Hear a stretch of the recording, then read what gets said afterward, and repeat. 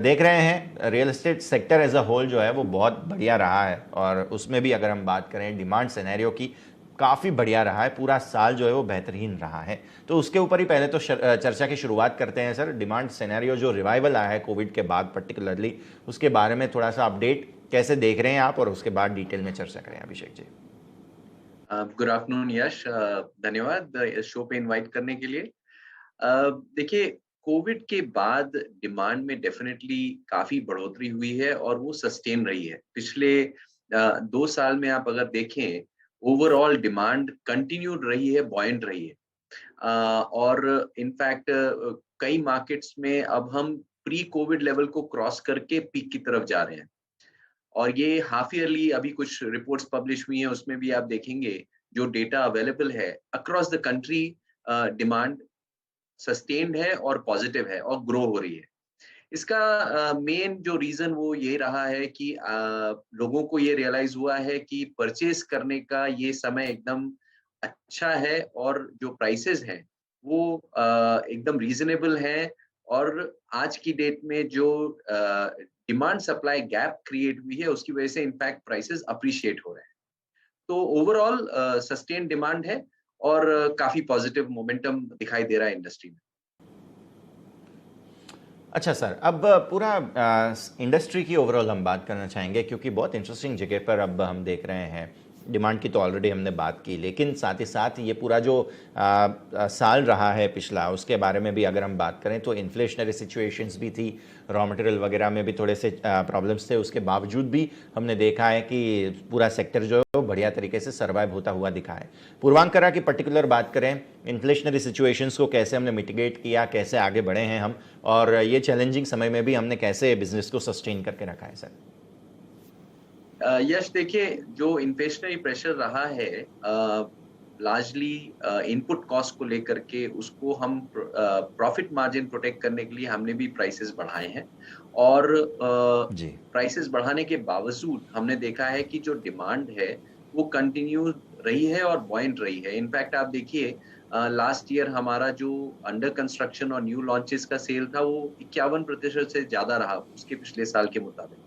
और इस last quarter को देखिए जिसमें हमारा एक भी नया लॉन्च नहीं हुआ, फिर भी 513 करोड़ का जो सेल हुआ है वो सस्टेनेंस और ऑनगोइंग प्रोजेक्ट्स में हुआ है, जो कि 64% ज्यादा रहा है पिछले साल के सेम क्वार्टर से कंपेयर करेंगे।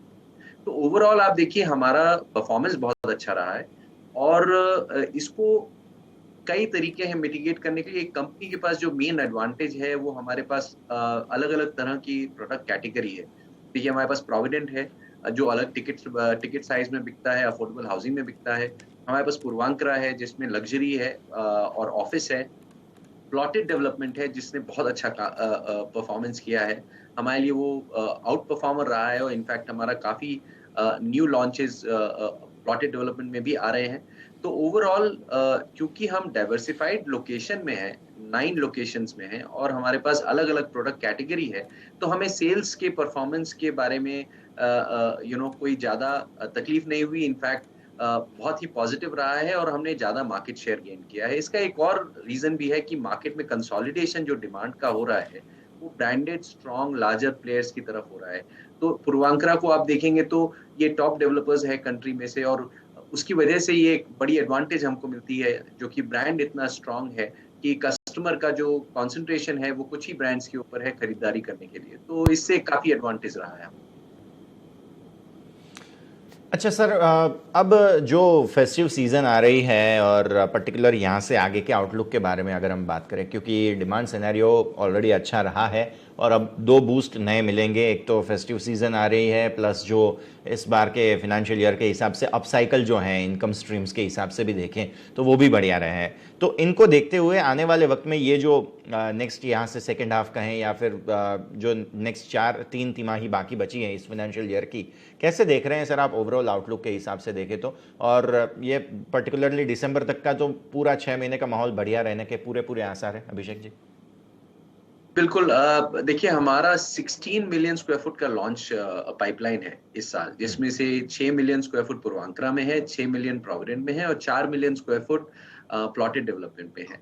और आप आपने एकदम सही कहा। अब ये जो ज़ोर पकड़ रहा है मार्केट और फेस्टिव सीज़न आ रहा है, ये leading up to last quarter जो कि मार्च क्वार्टर तक ये मोमेंटम जारी रहेगा और स्ट्रॉन्ग रहेगा। तो हमें लगता है कि ये काफ़ी पॉज़िटिव ईयर रहना चाहिए और ये 16 मिलियन स्क्वायर फुट का जो हमारा लॉन्च पाइपलाइन है, अलग-अलग मार्केट्स में है, बैंगलोर में है, चेन्नई में है, कोयंबटूर में है, मुंबई, पुणे में है।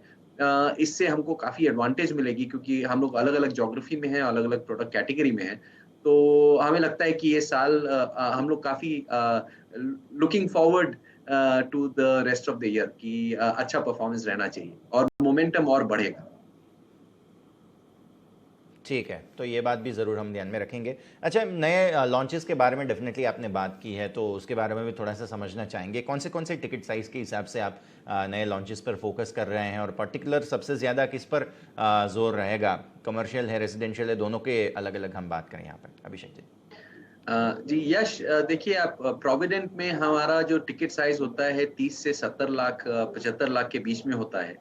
और जी। पूर्वांकरा में जो टिकट वैल्यू होती है वो करीब 85-90 लाख से पकड़िए ढाई 3-5 करोड़ 10 करोड़ तक जाता है। तो वो तो लग्ज़री सेगमेंट तक चले जाता है। और प्लॉटेड में जो रेंज रहती है वो कुछ 30 लाख से लेकर के 1 करोड़ तक की टिकट रेंज रहती है। तो इन सभी कैटेगरीज़ में हमने अभी तक जो ट्रैक्शन देखा है वो सभी कैटेगरीज़ में देखा है। लेकिन इसमें ऐसा कोई हमें दिखाई नहीं दिया इनफैक्ट हमें ये दिखाई दिया कि थोड़े बड़े घर होंगे तो ज़्यादा बिक रहे हैं और ये अक्रॉस द कैटेगरी है। तो मुझे लगता है कि गोइंग फॉरवर्ड ये सभी टिकट साइज़ेज़ परफ़ॉर्म करेंगे। आप मार्केट स्टडी भी देखें अगर, तो अक्रॉस टिकट साइज़ेज़ जो ग्रोथ आई है, वो अक्रॉस टिकट साइज़ेज़ आई। इनफैक्ट लग्ज़री में ज़्यादा ग्रोथ आई पिछले साल क्योंकि लोअर बेस था उसके पिछले साल के मुताबिक। लेकिन हमें लगता है कि ये ग्रोथ सस्टेन रहेगी इन सभी प्रोडक्ट कैटेगरीज़ में। ठीक है सर। इसके अलावा हम देख रहे थे कि जिस तरह से डिमांड सिनेरियो की बात की है, जियोग्राफी वाइज अगर आप थोड़ा सा बता सकें सर, कैसे आपको रिकवरी आती हुई दिख रही है पर्टिकुलरली, और सबसे ज़्यादा कौन से ऐसे प्रोजेक्ट्स हैं जहाँ पर भरपूर ट्रैक्शन आप फिलहाल देख रहे हैं? सी बैंगलोर, चेन्नई, पुणे, हम्म। मुंबई ये तो चारों मार्केट डेफिनेटली बहुत ही अच्छा परफॉर्म कर रहे हैं। और ये हम्म। काफ़ी कुछ इसलिए भी हो रहा है क्योंकि जो लोग घर चले गए थे, अब वो वापस ऑफ़िस आ रहे हैं, स्कूल खुल गए हैं, तो उनके बच्चे जहाँ सिटी में हैं, वो अपने-अपने सिटी में वापस आ गए हैं। तो ये मोमेंटम लोगों के वापस आने से खाली बढ़ ही रहा है। और जो ऑफ़िस वापस लोग आ रहे हैं, उसकी वजह से भी एक डिमांड में मोमेंटम आ रही है क्योंकि लोगों को ये लग रहा है कि अब घर ले लेना चाहिए। तो बैंगलोर, चेन्नई और पूना और मुंबई में डेफ़िनिटली हमने कंटिन्यूड ट्रैक्शन देखा है। इनफैक्ट हमने एक प्रोजेक्ट लॉन्च किया कोची में भी, उसमें भी बहुत बढ़िया ट्रैक्शन रहा है बिकॉज़ हमारी लोकेशन बहुत अच्छी है उस प्रोजेक्ट की।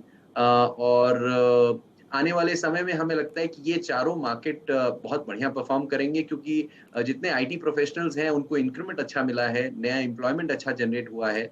और ओवरऑल आई थिंक एक इकोनॉमी में पॉज़िटिव सेंटिमेंट भी है जिसकी वजह से हमें लगता है कि मोमेंटम कंटिन्यू रहेगा।